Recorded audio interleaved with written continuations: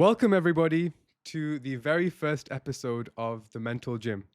This is our brand new podcast at Medology, and it's where we're going to be featuring people from all walks of life over coming months, weeks, and years. You're going to be seeing world healthcare leaders, people with a story to share, people like me and you, and many others. And hopefully, the objective is that every single episode will genuinely leave you touched, moved, and inspired. So, my name's Amin, for those that don't know me. And don't worry, I'm not going to be the only host. We're going to be rotating between different members of the team, depending on who the guest is and everything. And today we are starting off with someone who it would not make sense to start off without. And this man is a dear mentor to us. He's our chairman at Medology. He's been with us nearly since the very beginning of the journey. And his name, for those that don't know, and those of you that don't know have been living under a rock, is Dr. Masood. I don't want to introduce him too much because I think you have to hear the man's story for himself to really know what he's all about. So that's what I'm going to do. But thank you for joining us, and hopefully you stay right to the end because I can nearly assure you that if we're all not moved to tears by the end of this, something's gone very wrong. So welcome, Dr. Masood. Thank you, thank you. Yeah, you set the bar high. I mean, you're not going to make it easy for me, are you? We don't play easy games; we play long games at Medology. That's good. But Dr. Masood, for the very few people that don't know you, the very tiny amount, can you tell us who you are and why you're someone worth listening to? Oh, you started with a heavy question. Who am I? I'm a very lucky person. I think that's how I'd start. You know me. When we sit down, when we're in a group, I have many stories to tell, and I've been very lucky and blessed to have had so many opportunities that I feel like I've lived the lives of many different people all rolled into one. I'm a clinician by background, but I've probably done very little comparatively kind of the practicing medicine. I thought I was going to be a surgeon, then I thought I'd be a psychiatrist, and I ended up as a GP. I've been a national negotiator and chair of negotiators for the British Medical Association for their Junior Doctors Committee. I've been a big in technology. I kind of left the NHS and went into technology, where I worked for one of the biggest software companies in the country, and they're global as well, and did product development. So I learned about kind of software. I was then on the global stage with Dell. I was their global medical director, and so had a global portfolio, which was amazing, fascinating, seeing other healthcare systems all around the world. I've been an advisor for tech startups. I was the chief medical officer for the NHS Black Country, which was a population of 1.5 million, the second poorest, most deprived area in the country, and I led that region through the pandemic.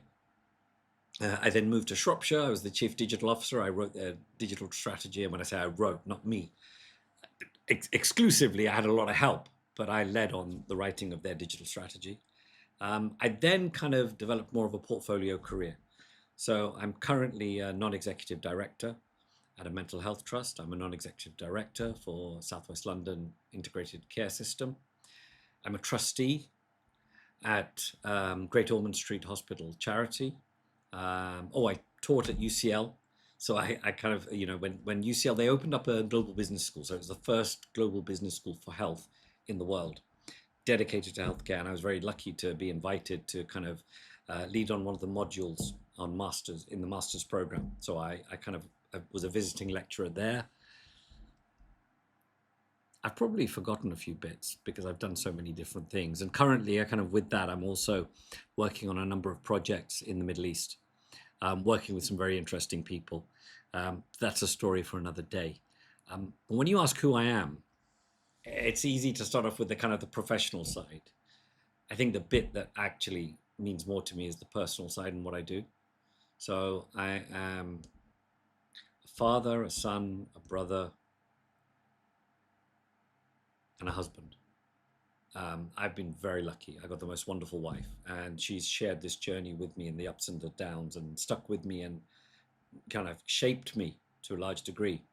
And through our marriage, we've had 7 kids, again, blessed. And our home, the Ahmed clan, if you like, it's chaos.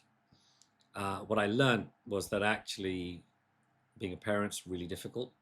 And so a lot of my learning in the professional world and my learning in my personal life, it kind of overlaps, and you bring things you learn from that side to your personal life, your personal life into your professional world. And 7 children, there's no blueprint. There's lessons that you learn, and you kind of work it out as you go along. But I'm very lucky to have 7 wonderful children who are doing amazing things themselves. And there's stories to tell about all of them.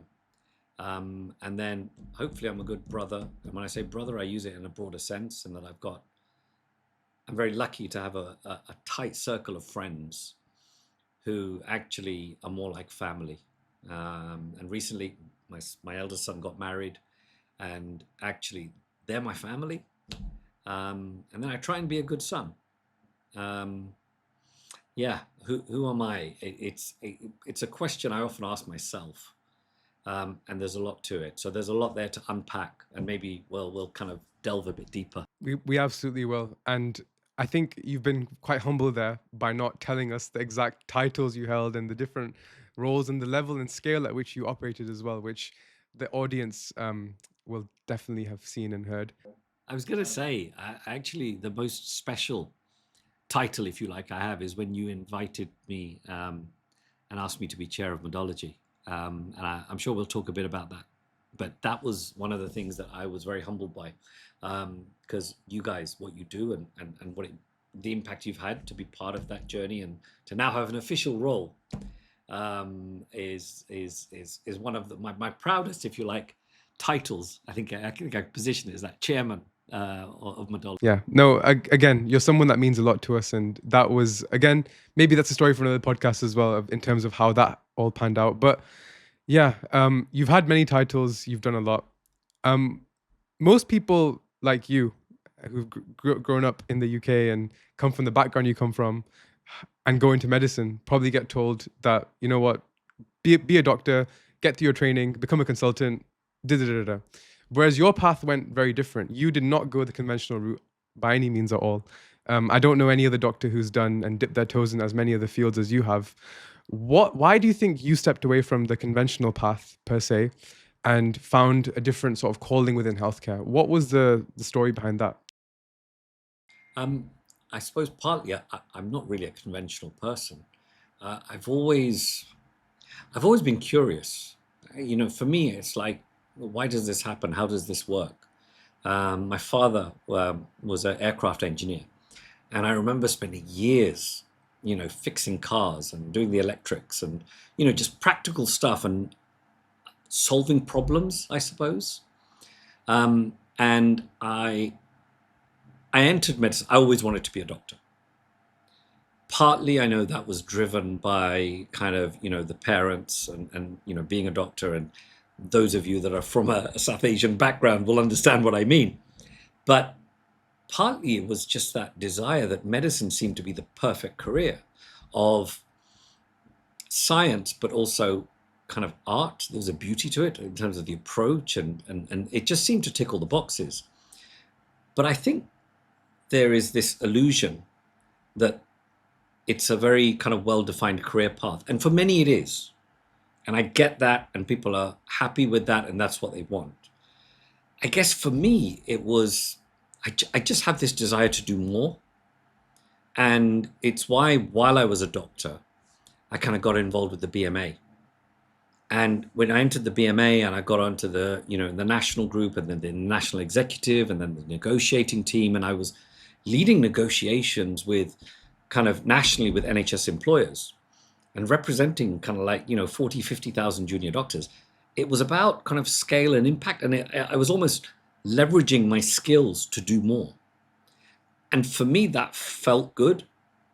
And then I got the opportunity to work at the deanery and the postgraduate dean, a guy called Steve Field, whose career has been phenomenal. He was president of RCGP. He led on a number of national programs. He's amazing guy.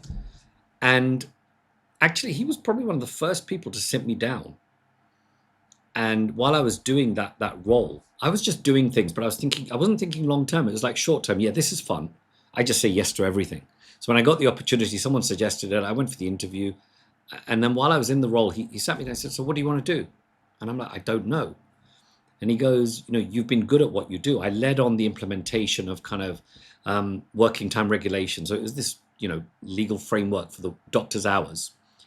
But I supported like over 40 trusts, 4,500 junior doctors, and I did a pretty good job in taking us from kind of, high compliance to almost 100% compliance. And so became almost like a national expert. And he said, "What do you want to do?" And I said, "I don't know." And he said, "That's okay, but you need to think about managing your career, having credibility, and then actually working out strategically which are the things that interest you." And I know there's always been this discussion about, follow your passion, and no, don't follow your passion. Things become your passion, and it's a mix. Sometimes the passion sparks an interest, and then you realize you're good at what you're doing, and therefore you kind of go down that line. And other times you find out you're good at something and you fall in love with what you're doing. So there's no real answer to that. And I think that's sometimes the problem with what people say. But I'm really grateful for him to kind of say, right, okay, finish off your training as a clinician. And the best route for me at that time was to be a GP, and then work it out. And I kind of jumped from that into consulting for a year. I wrote some national guidance and then worked for a software company. But partly as I was just curious. And every job I've done has taught me something different. As a negotiator, it was, I learned principled negotiation rather than positional bargaining, which was rather than me winning, you losing, how do we both win? And that taught me about understanding someone else's perspective and working with them and being a partner. And then when I joined a software company, I kind of had to learn how to, it's like a different language speaking to software engineers. So how do you kind of understand their brains and their thinking? But also when I worked for the software company, I went in as quite a senior level. I was a director. So I was managing half the company. So when I was asked, "Oh yeah, these are the responsibilities. Can you do this? Can you do that?" I kind of prepared a bit, and I was just like, "Yeah." And part of that is faking it, as you fake it till you make it, and you've made it when you are competent at what you do, and others just trust you. And when others trust you, they don't just trust you with that one area; they ask you for advice on other areas. And so my understanding and my experience and the opportunities helped me do that. And that then followed with Dell. Initially, I was a managing director for the UK healthcare business. Then I became global medical director and helped more with their sales and on some of the big deals, because it was relationship management, it was credibility. And then I came back to the NHS and was very, fortunate to have a very senior role as an executive, as chief medical officer. And I learned loads during the pandemic, and then writing a digital strategy for a region, and then teaching at UCL. It was fantastic. It was putting what was in my brain, and rather than gatekeeping, being able to share that. And so when you ask, how did I go down this path? And it was basically because I was able to do more, and I wanted to do more, and I wanted to leverage what I had, and I wanted to deliver impact at scale. And so this idea that, you have a path set out, that's fine. But if you want to go off-road, you won't regret it. It won't be easy. It won't be safe. But man, it's a lot of fun. I've had many highs, but equally many lows. So again, when it comes to medicine, I think it's one of the medicine or dentistry, or any of the kind of science-based clinical degrees, I don't think you can go wrong, because what it teaches you, it gives you that foundation to be that problem solver. And if you're willing to go off-road and explore what's out there, there's a world of opportunity, especially now. People worry about AI. I'm not worried. I am. But I'm not worried about the people that are going into these routes in terms of their academic career, because I think it's kind of preparing them for most things, pretty much anything. Their options are endless. Mm. So much to unpack from that. Again, every time I hear about your journey and your story, it inspires me, and it fills belief for the road ahead as well, even on a personal level. So uh, I'm sure the audience has taken a lot from that as well, especially what you're saying about how these careers, they open all these doors as long as you're willing to go off the path and see what's out there. But I want to bring it a bit closer to home, actually. I want, because when I hear all this from you, and it's amazing, you've done so much, uh, that's already so impressive. But then when you hear you have 7 kids as well and a big family and all that, you just think, how on earth has this man, this legend, done all this in his life? So how have you been able to, like, sustain and balance family and all this alongside all these worldly and different achievements? Like, how have you done that? And how can we have the same level of success as well in that way? Um, Again, there's no blueprint. You know, every one of us has a different path. Every one of us makes different decisions. And part of it is not making the right decision, it's making the decision right. But in order to do that, you've got to be prepared to take those chances. And one of those things was having so many children. And there's history. Um, I don't want to dwell upon this because it's quite, it's not something I've shared. I'm not even sure if I've shared it with you. Um, we lost our second child.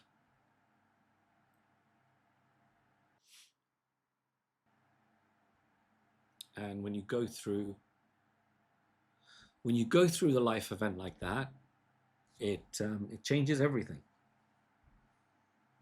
And my world has been turned upside down a couple of times. But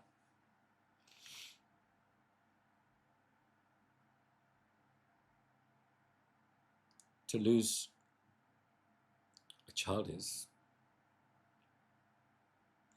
it's something you never forget, but you learn to cope with. And different people will go through different hardships. They will lose parents. Things will happen, divorce, illness. And one of the things that I have been able to do because of my wife, because of my children, my son was only a year old, and he will never remember the impact he had. But to have that, not just a distraction, but he didn't realize how much support he gave to us. And I think having people around you that love you, that support you, it was a really difficult time. It was in fact, it was probably the darkest time of my life. And it was during those 2 years. 2 years I was a basic surgical trainee, doing my basic surgical training. I was surgical training doing my basic surgical training. And I was very unhappy and trying to work out what to do. And it was kind of at that time that I was very lucky that I had a senior colleague, a registrar, that said, dude, don't do it. Put your family first. Put your happiness first. Surgery is very competitive, very kind of like, it's a very competitive environment where failure is like, it's not viewed as a choice you've made, it's viewed as you failed. You can't cope. You can't be, part of this group. And we are, the best of the best. Surgeons do have a certain reputation, a certain arrogance, which I know won't go down well if you're a surgeon, but it's a common observation. And for me, it was really difficult because I'd grown up being very competitive. I like to win, and I'll be honest, it was all about winning. Learning how to cope with failure, how to cope with loss, how to cope with rejection is really tough. And it's something that I try and help people with now. Because at the time, not getting your A levels grades to get into medical school, you can feel like that's the worst thing possible. And it's not. And you're going to be okay. Um, I failed to get into medical school first time. I have a number of failures. I mean, again, you're talking about my successes. You're talking about the highlights. It's a highlights reel of my jobs and what I've done, all the exciting stuff. Interspersed with that are so many failures, so much rejection, so much loss and hurt, and learning to cope with that. But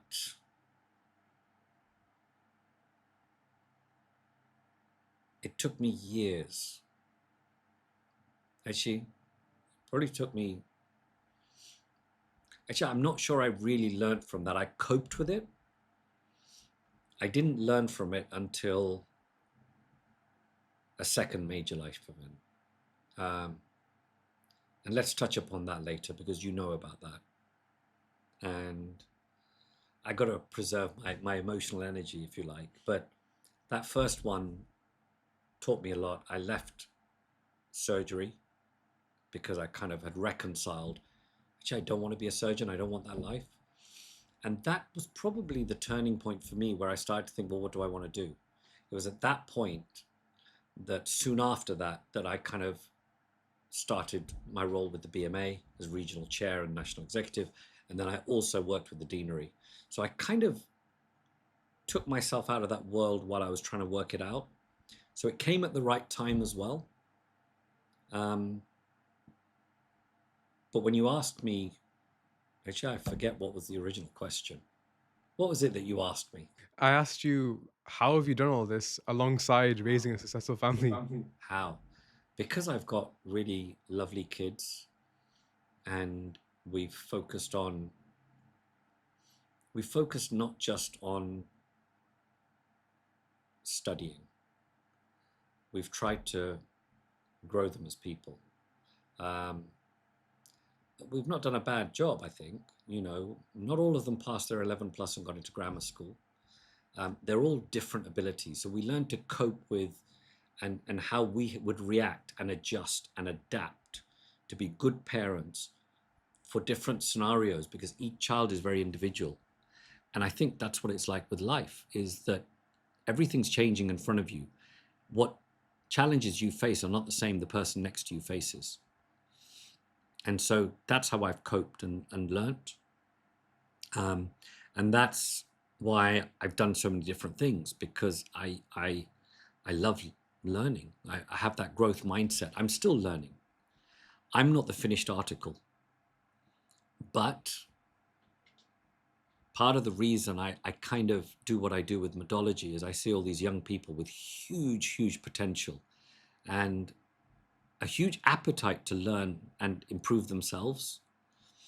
And I feel that I shouldn't gatekeep my experiences. I should share them. And that's why I mentor. And one of the most fulfilling roles I have actually is the one that is not necessarily one that is my LinkedIn profile. It's being a mentor. And I have the battle scars. That's the thing. I have the battle scars. And if I don't share my experiences and my journey and how it might help others, I feel it's a lost opportunity. And that's why I can talk about anything, because I have this curiosity. And, while we were having lunch earlier, started talking about cameras and this and that. I said, oh, yes, what lenses are you using? Which camera are you using? The switch from digital SLR and, full frame and this, just because I have this curiosity. And for me, that's one of the blessings I think that I have, is that I just love to learn. And when I'm with you, the team, everyone has different stories. And so maybe I'm there to impart knowledge and experience and wisdom, it's a two-way street. And every project we do, I love it because I'm learning as well. Every conversation I have, it's not one way, it's two ways. It's definitely shared both ways. I've said this so many times to everyone, but every single interaction, conversation, sit down with Dr. Masood, we genuinely leave buzzing, like, in a mania sort of state because of the ideas we discuss, the scale of them. And the beautiful thing about you, Dr. Masood, is that you just make everything feel possible. Like no matter how big the dream or the vision or the ambition is, you just it does not feel like it's not possible with you. And it's a special quality you have where you you empower us and you make us feel like we have what it takes to get to where we want to go. And already we've done things that we never imagined doing, which we will talk about.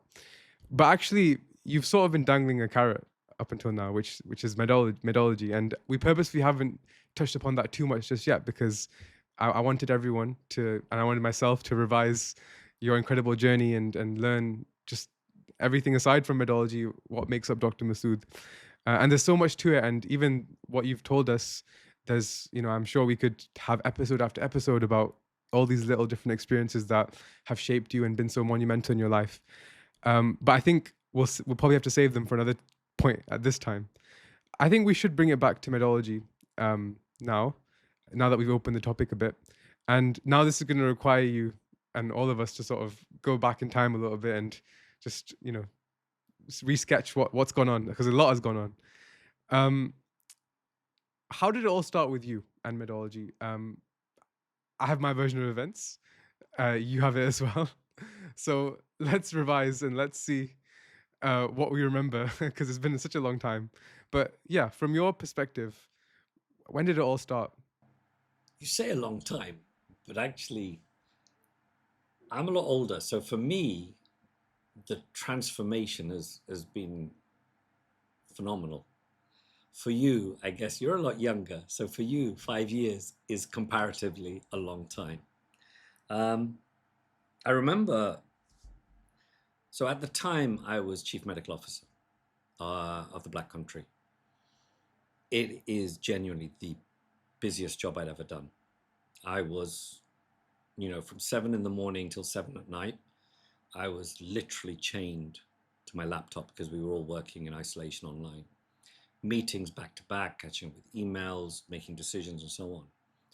But one of the things I did do is I had a friend who had set up various WhatsApp study groups and had asked me about my experiences because she knew I'd done this and helped with teaching and 11 plus and university entry. I'd done all that, and I was doing it informally at kind of my kids, their schools. I'd offered to help people with interviews and so on. And within a couple of those WhatsApp groups, there was one WhatsApp group where there were a couple of you guys, the founders, if you like, that when people would ask questions about applying to medical school, not only would you give really sound advice, mature advice, no nonsense, no fluff, no opinion, but like I would read it and I was thinking, damn, these guys know their stuff. They've done their research. But then you also you'd done your research on, and you had these booklets, and you were just sharing them. It was like a breakdown, a briefing of every university, what they looked for. Were they looking at UCAT scores? Did they focus primarily on personal statement? What the bandings you'd need to get in? And strategically, you were kind of the wraparound from you in your advice was, look, when you're applying, think about it. Maybe go for your first choice, your dream university, but then think tactically. And it was all the stuff that I used to do. And I'd not seen anyone else do that. No one else thought that way. But I saw you guys were doing it. But you weren't gatekeeping. You were just helping. And you were helping as many people as you could. And I thought to myself, one of the things that I had missing from my career is I didn't have a mentor. My wife has played a huge part in my development of my life. She's super smart. She stayed home and raised 7 kids. And I think that's primarily the reason they are the way they are. But she's a journalist by background, critical thinker, questions things. And she's the one that whenever I talk about work, she'd say, what about this? What about this? What about this? And I'll be honest, half the time I was learning from her and then taking it back to work. And I was getting the credit for it, but it wasn't me. It was me learning from others. And when I saw that, I kind of reached out to both of them, not knowing that actually they were both part of the same team, because one was sharing the content, the other was sharing advice. And I was thinking, wow, these 2 kids, and I hope you don't mind me using the term, that's something special. And so I contacted them both. I had a chat with them both. I said, look, would you guys like some mentoring, this and that? And I kind of met with them, I think, within the same time frame. Even though I genuinely didn't have time, I made time. And I think that's one of the key things is when you talk about work-life balance. Work-life balance is working out. It's like juggling balls. And I'm a very visual person, which is why I like to kind of have analogies and so on. But it's like juggling balls, but some of those are glass and some of those are rubber. And you've just got to work out and have enough focus that if the rubber ones drop, it's fine, but make sure the important ones you don't drop. And my kids are one of the important ones. My wife is one of the important ones. My mother is one of my important ones. And my work, I was consumed by my work. But one of the other ones that was really important to me is just seeing people do good things and serving kind of that kind of community, if you like. So I had that chat with both of them independently and said, look, would you like a mentor? I wish I'd had a mentor. I've done these things. This is my credentials, if you like. Does it make sense? Would you like a mentor? And they were like, yeah, Dr. Smood, we'd love a mentor. But actually, we're part of a bigger group. And I'm like, okay, would you mind meeting with us as a group? Because I think we'd all benefit. I'm like, yeah, cool. And literally a week later, I had the same conversation. And it was like, oh, Dr. Smood, by the way, I'm part of the same group. Cool, shorter conversation. Let's talk as a group. And I did. I met you guys. I think you'd only been up and running for a couple of months. So when I say that I've been there from the start, I've virtually been there from the start. And when I met you, I was just enthused by your ambition. You were organized. You were thinking, and you were all sixth form students at Alti Grammar. And I thought, this is amazing. You're studying for your A levels, yet you're doing this amazing service to others. And you'd started to monetize it a bit as well. But you were charging like 10, 15 pounds for courses and stuff when others were charging hundreds. And I remember talking to you and what you wanted to do and what was your vision and what was your mission.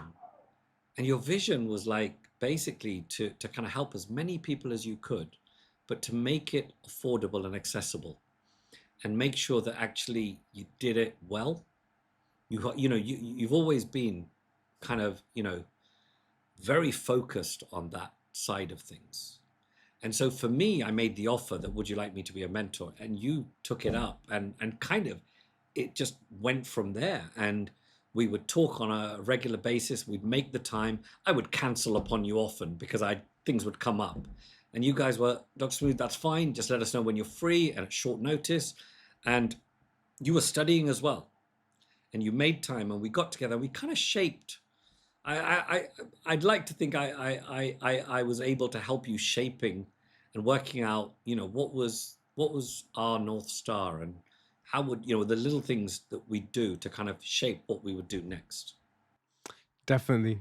Those initial conversations, like the principles you instilled in us, even till this day, they're a core part of everything that we do.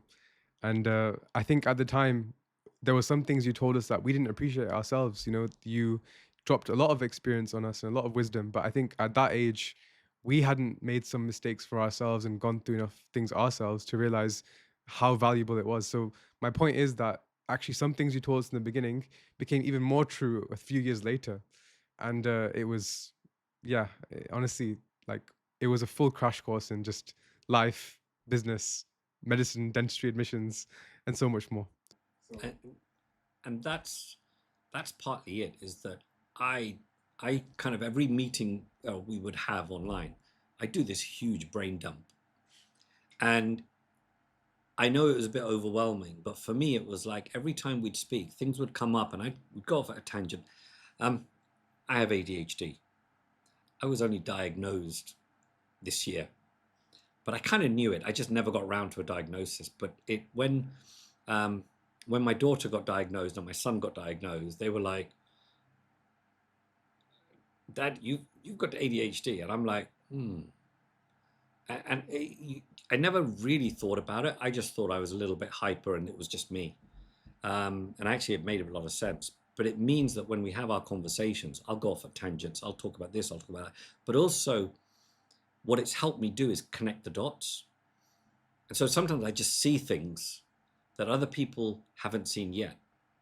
And that's the point. They haven't seen it yet. And when you talked about things that are possible and impossible, I'm stubborn in that way. I don't think anything's impossible. It's just that no one's done it yet. And no one's had the courage to try and do it yet.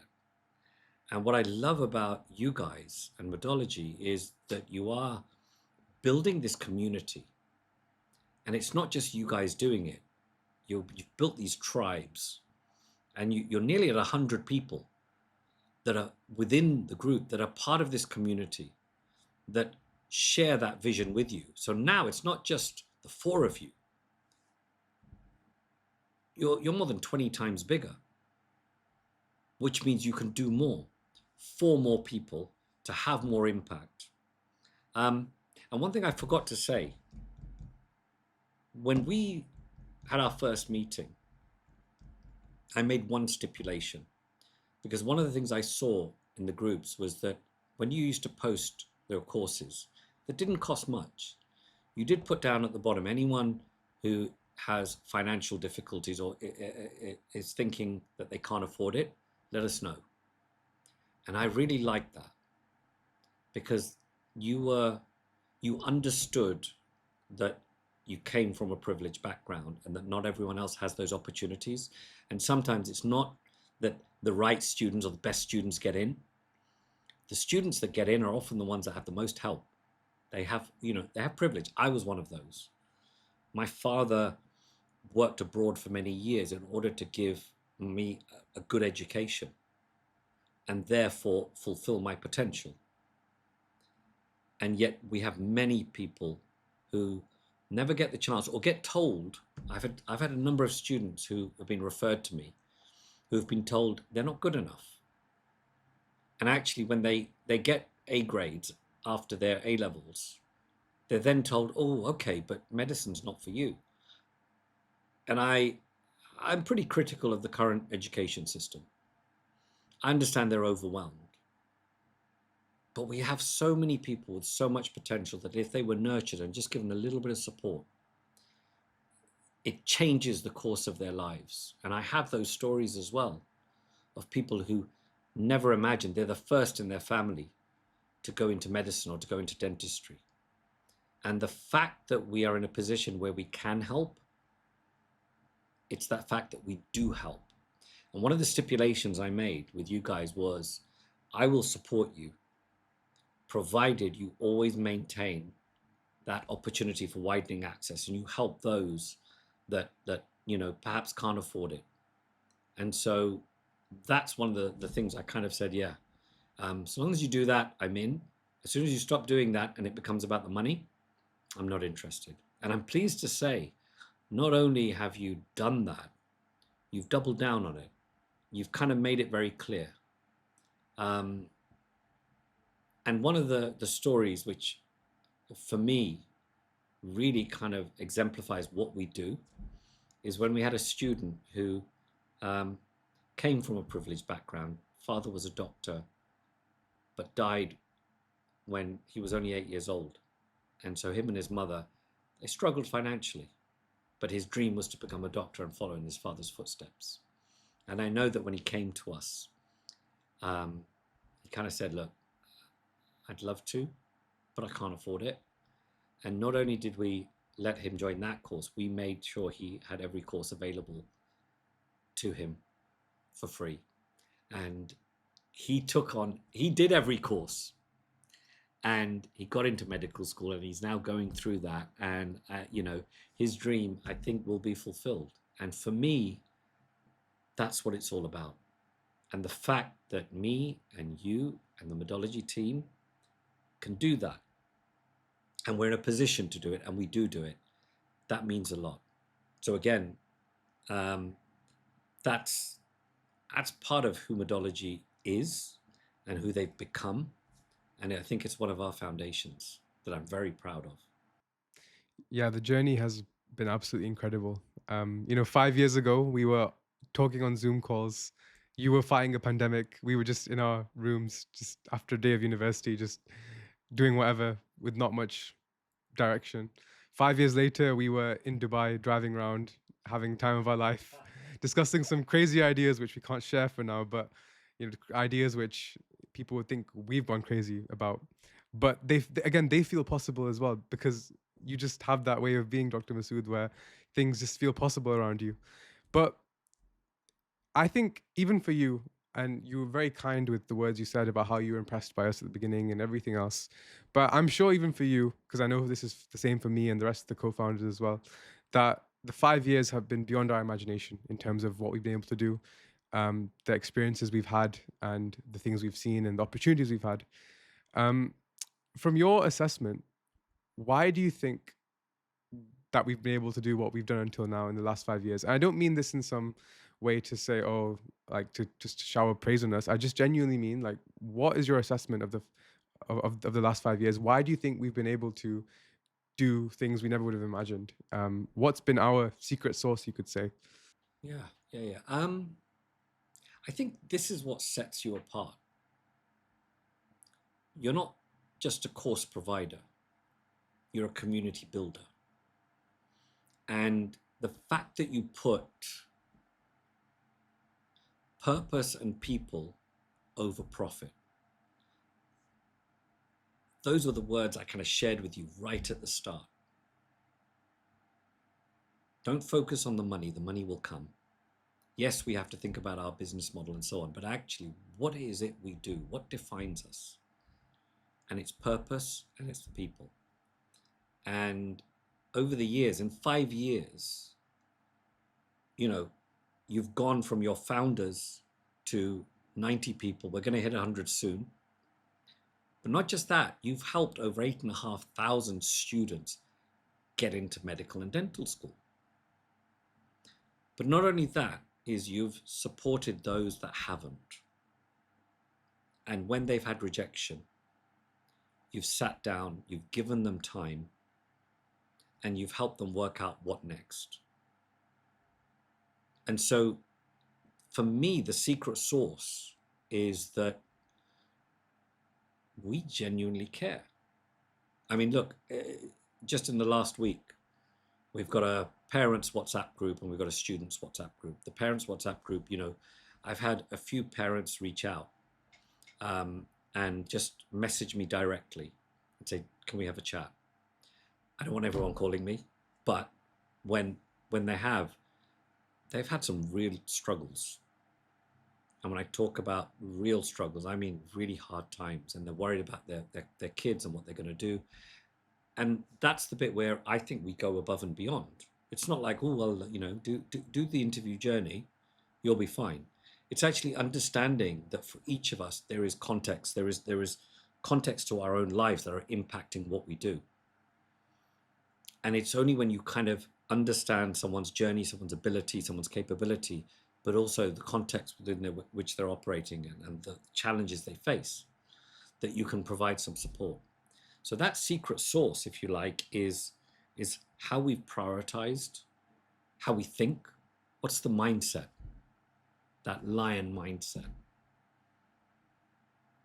But lions are there not to just, to roar and to, they're there to protect.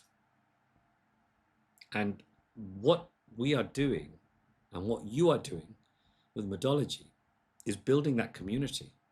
And so those students that start off with you on the courses, they stay with you and then they give back and they become part of your workshops, part of the teaching, part of the projects. I mean, I'm just working on an awesome kind of dental medical school project for final year students, because we do the entry into medical school and dental school, but actually the journey now is working out how do we support those while they're at medical and dental school. And one of the projects I'm really excited about is I'm working with a couple of the team, not the founders, but actually I'm developing the others and helping them to take on projects They own those projects. They will shape those projects. So it's not just about the founders.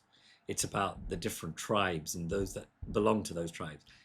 We're kind of building them up to be leaders of the future and giving them real things to do, tangible projects that will actually translate into impact. And I can't say too much about it because we're on early stages, but it's been a joy getting together with them, working out, right, what's the strategy? What are we going to do next? What do we need to think about? And teaching them some of the kind of the leadership skills and the business skills to operate. Because actually, there's, when you start to develop those skills, that's how leaders emerge. Mm. I mean, talking about projects, you've sparked my curiosity a bit. And it's because I know you've dealt with projects and overseen projects at the highest level for probably over 30 years now. Um, and from your experience of that, what do you think are the ingredients that do set up a project for like long-term success, like or any kind of venture? What are the things you've seen and the different things you've been involved in that are like the constant, the constants that help something just thrive? I think it starts from an idea, and for me, in the chaos is when the spark comes. In the calm is when I sit down and think, okay, what am I going to do? How am I going to do it? And we have a number of WhatsApp groups where the Medology members bounce ideas. And the project I talk about came about because the ideas were bouncing around. People saying, oh, we should do this, we should do this, we should do this. Okay, what next? Which is why I then posted, okay, who's volunteering to take this forward? And that's kind of where the structure comes in.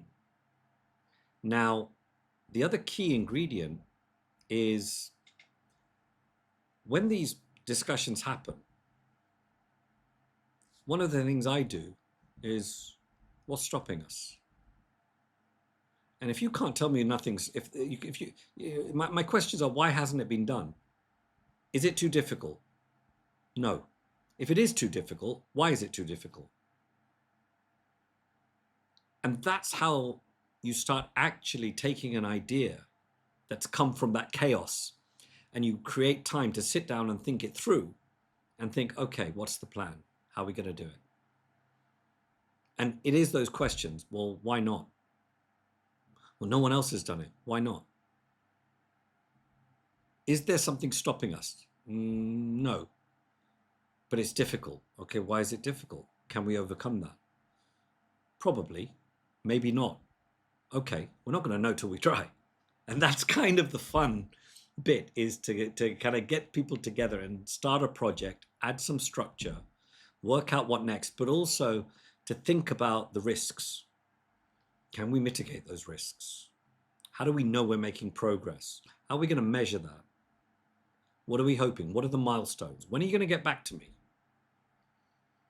Because I'm actually expecting a plan from this project I talked about earlier tomorrow. You've reminded me.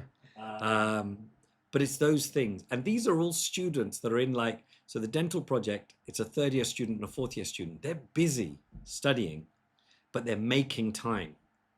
And actually, the reality is you can make time. It's about priorities. What are you going to drop? Probably a bit of kind of, Insta scrolling or something like that. Maybe not. I mean, I don't know. But we make time. And not just that. You kind of mentioned that we met up in Dubai. And that was exciting. We delivered our first workshop in Dubai at the King's School in Al Barsha, one of the top schools in Dubai. And again, why did it happen? What is it you did? And I think one of the things that will define the next 5 years is not how will we scale. It's not that we want to be bigger. It's that we want to be braver. We're going to do things no one else has done. We're going to take chances. We may succeed, we may fail. Whatever happens, we'll learn.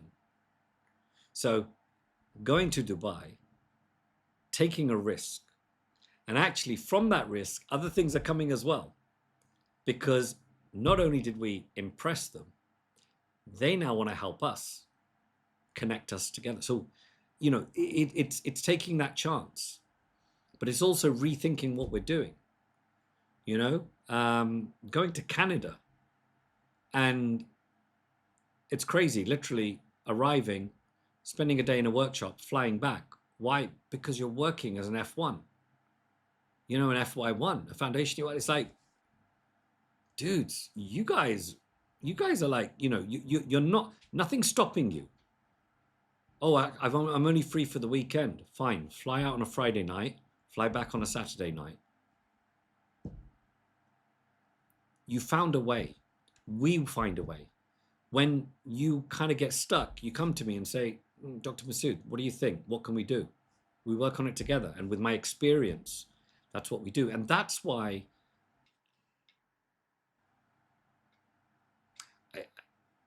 I struggle to not make this a sales pitch. I'm sorry. I do. I struggle because I want to speak to you about all the great things we do. But there is a reason why genuinely no one can compete. We are the best. 100% we are the best. I don't care what I read from others. You can be, students from Oxbridge. You can be GPs with experience. You can be hospital consultants, right? But when you talk about what's the secret ingredient to make the secret sauce, we are the secret ingredients. And no one has the balance we have, because when we come together, it's Michelin 3 stars, first time. I kid you not. I believe it 100%. And not just that, not only have we set such a high standard, and you did that from day one, you've never let that standard slip. Never. And you've just slowly tweaked things. When we've seen we can do better, when we've seen we can do something different, when we've got feedback, we've done that. And now we're doing that globally. I mean, I've just mentioned Dubai and Canada. We're having discussions in Saudi. We've spoken in Malaysia. There are a number of discussions we've had that are in progress. And from my perspective, I've got that global experience. So whenever we talk about any of our projects, that's what I do. And like I said, I'm sorry, it's really difficult not to say these things because it's true. And by doing all these things, you change people's lives. And to be able to be in a position to do that, I think is a blessing, and it aligns with what we do, our values that are grounded in our faith. And so we have that North Star that everyone in the group buys into and supports. And so that, for me, is that force multiplier. And for me, the next 5 years, I can't predict where we will be, because I know that when I've made predictions, you've kind of surpassed what I imagined through your commitment and through your kind of dedication. And now with this kind of army of people that we have, there's going to be so much more.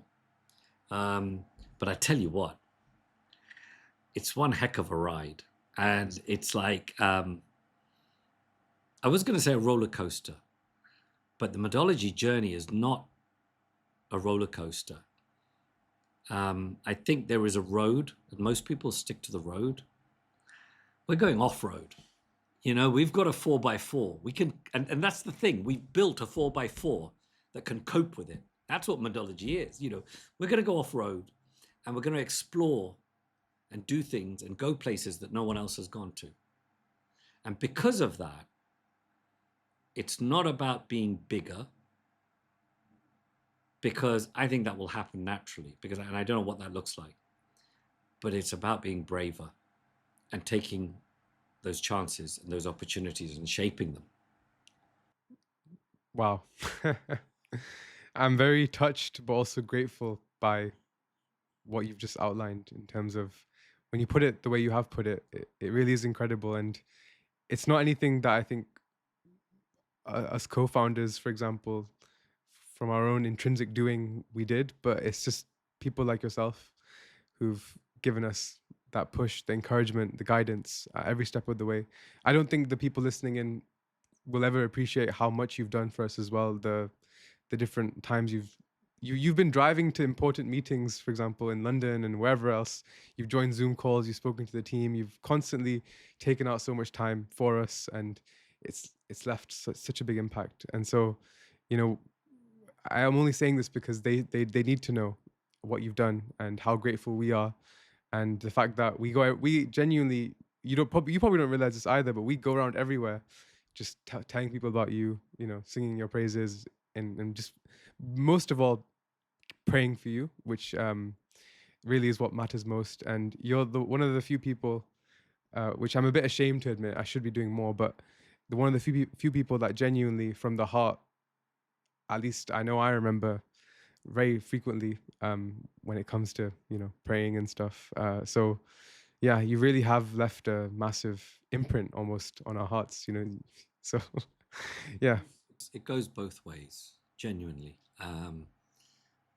I always feel the love from you guys and the whole Medology team. Every time I do a workshop, every time I do a Zoom call, saying that, it reminds me of when the one time you said, can we have a mentoring session? I said, yeah, sure. But the problem is I'm driving to London. I've got a couple of hours. I can join a call, but just on audio. And you're like, yeah, that's cool. No problem. What are we talking about? Oh, nothing. Just anything you want. It's just, one of our mentoring sessions. I'm cool. All right, let's do that. And I'd kind of started the drive, got my coffee, parked, joined the Zoom call just to ensure I didn't do anything illegal, on audio only, and started the drive. And you're like, yeah, great. So you introduced me. And it's like, yeah, and we're really lucky. We've got 68 people on the call. I'm like, whoa, you didn't tell me that. You didn't warn me. You didn't give me the agenda. But in all honesty, it was great because it was just that question and answer. What did people want to know? And I don't even remember what we talked about, but I remember that we kind of overran and, people were trying to squeeze in questions and so on and so forth. And we had to call it a day. But it was great. And I think for me, that's kind of one of the key things is that every student is on that journey of learning, but it isn't just about the academic side.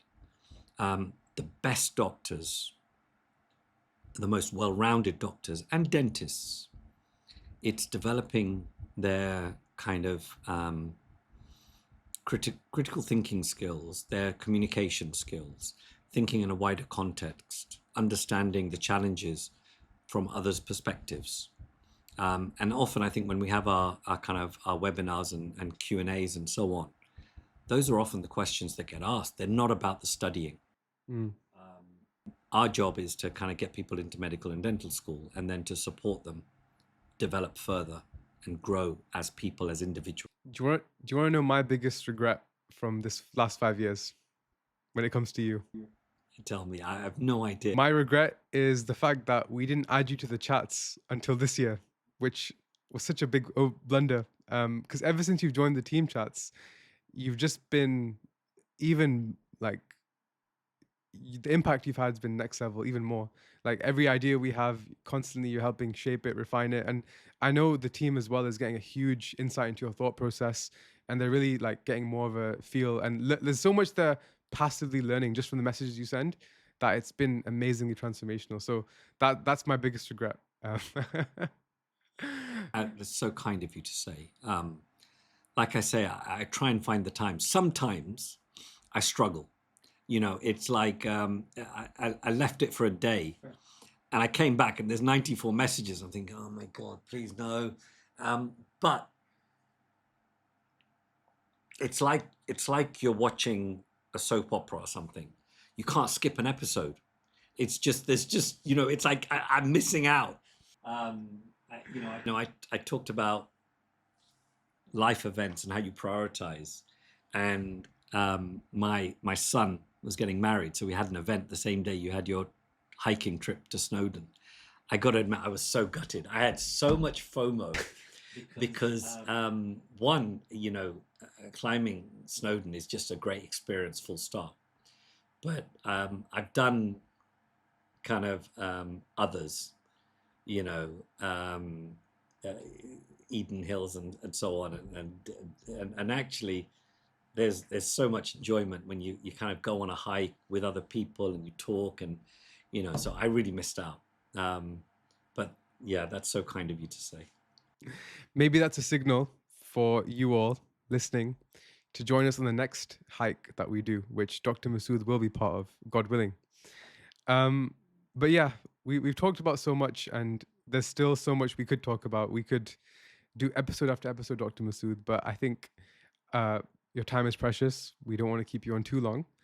Um, I just want to round off today with asking you what your biggest message would be for every student, team member, parent, future leader, dentist, whoever's listening in. What would your one message be for them to take away from today, and maybe even implement in their life or something from this episode?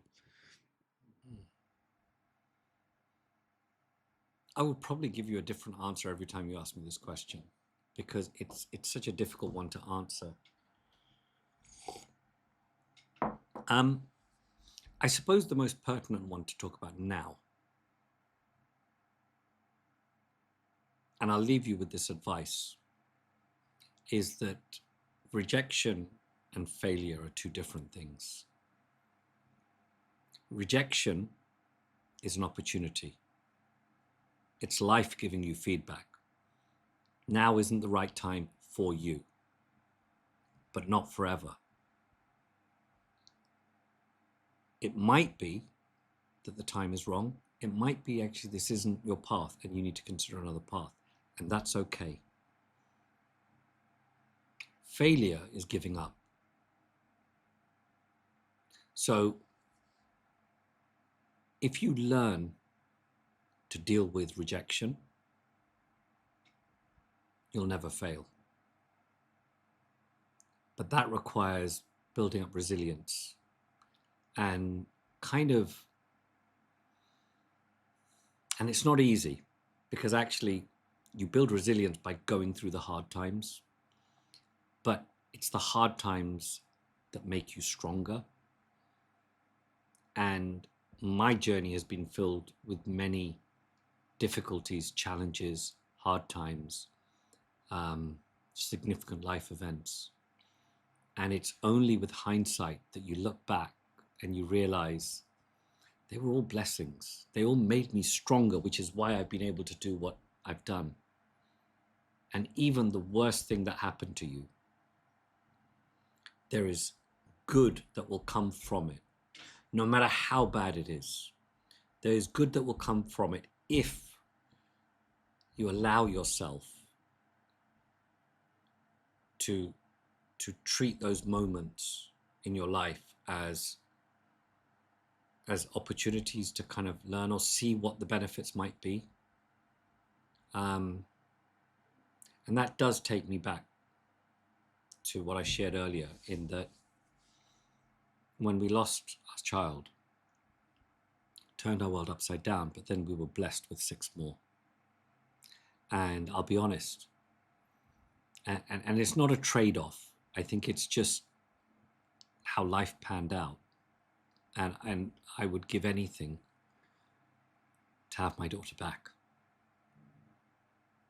But I've been blessed with 6 more wonderful children.